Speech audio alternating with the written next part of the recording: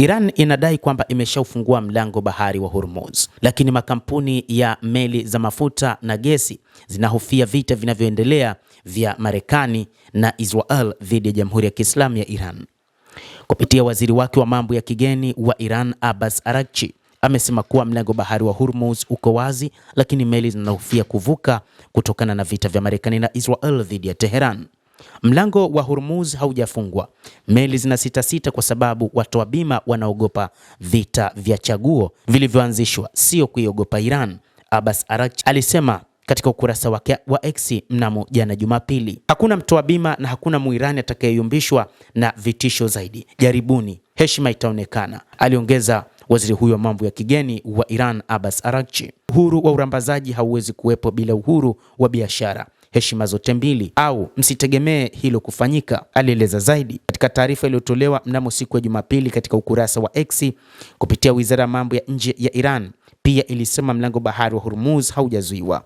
Hata hivyo, imeongeza kuwa meli hizo zinazomilikiwa na pande zinazofanya uvamizi haziwezi kuchukuliwa kama njia ya kawaida na zisizo za kiuadui, na zitashughulikiwa kwa mujibu wa mfumo wa kisheria unaotokana na mzozo huo pamoja na maamuzi na hatua za mamlaka husika ya Iran.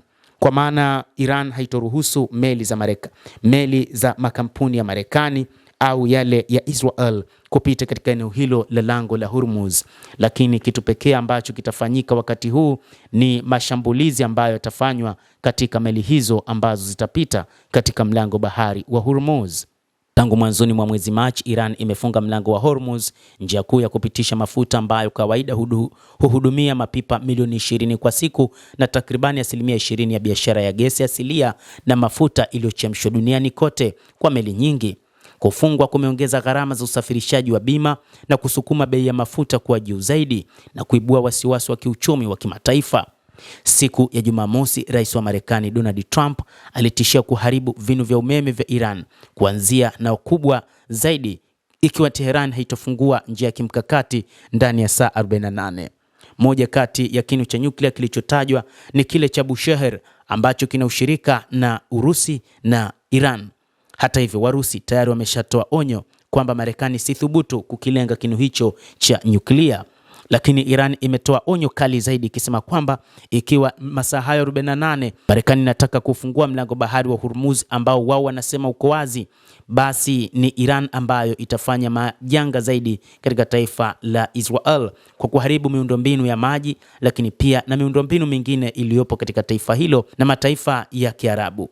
Uhasama katika eneo hilo umeongezeka tangu mashambulizi ya Marekani na Israel dhidi ya Iran kuanza Februari 28, huku Teheran ikijibu kwa mashambulizi ya mara kwa mara ya ndege zisizokuwa na rubani na makombora yakilenga Israel na nchi za Ghuba zinazohifadhi mali za kijeshi za Marekani.